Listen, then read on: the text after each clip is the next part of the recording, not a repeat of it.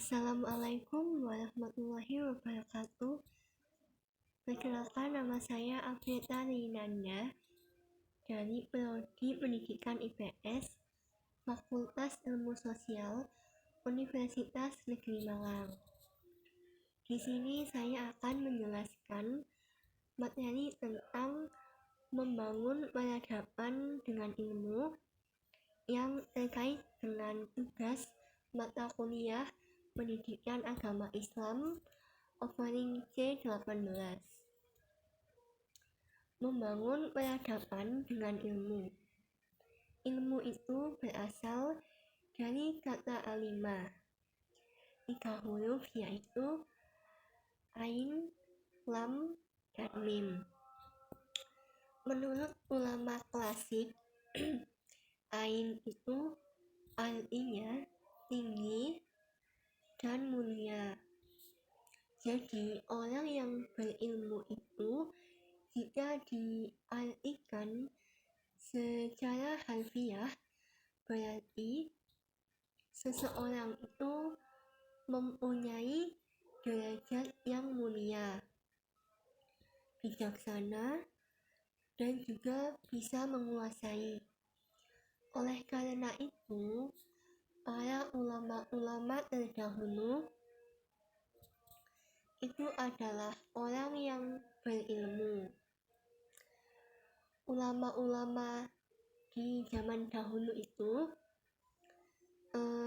juga mengawali karirnya sebagai ulama itu di dalam bidang ilmu pengetahuan agama, tafsir, hadis, fikih, bahkan linguistik dengan mendalami Al-Quran terlebih dahulu.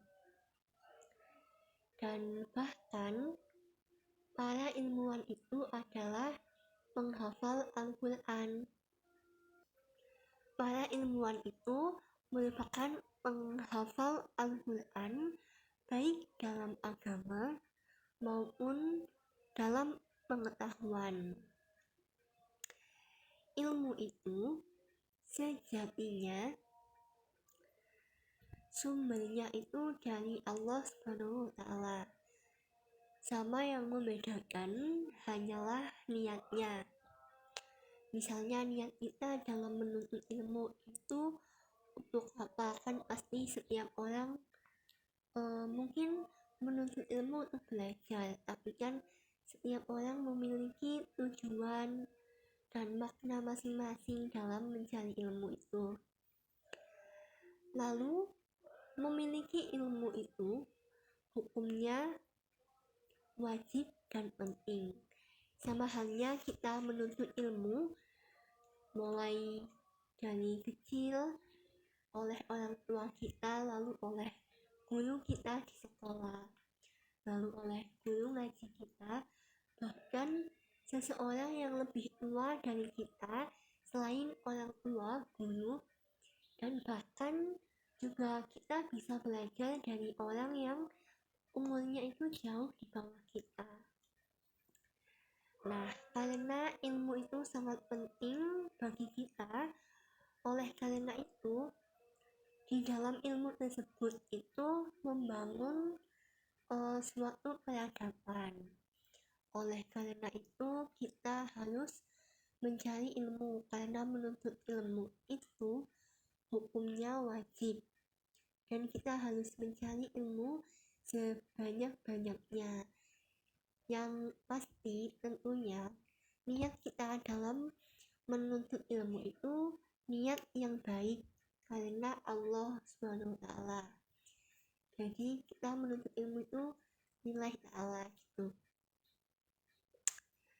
Dan selain itu kita juga harus punya harapan, dan harapan itu harus kita sertai dengan amal dan berdoa, karena percuma kalau kita mengharapkan sesuatu tapi ya cuma berharap aja, nggak minta sama yang menciptakan kita gitu. Jadi kayak sama kayak bohong gitu.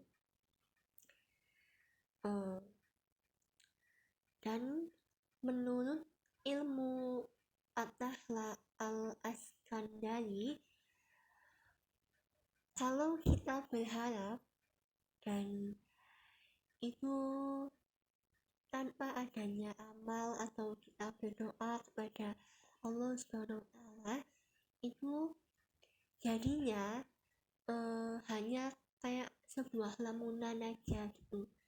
Jadi kayak harapan yang sekedar lamunan ada di pikiran kita lalu hilang gitu aja gitu.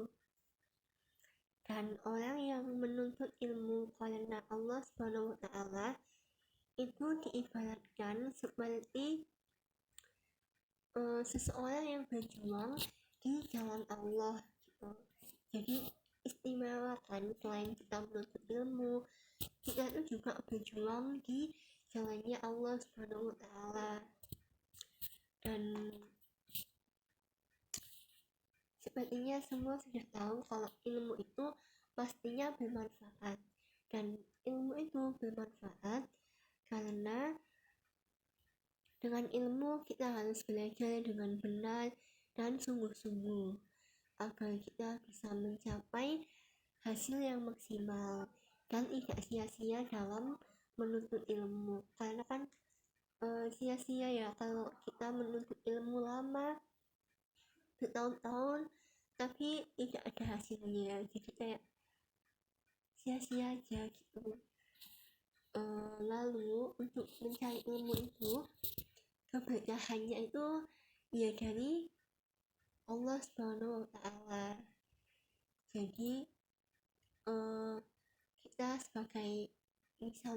sebagai murid juga harus taat kepada guru kita, karena bagaimanapun guru kita yang mengajari kita gitu. Itu sih, jadi keberkahan Allah Subhanahu wa taala terhadap kita yang sedang mencari ilmu itu tergantung bagaimana kita dalam menyikapi orang tua dan guru kita yang mengajari kita.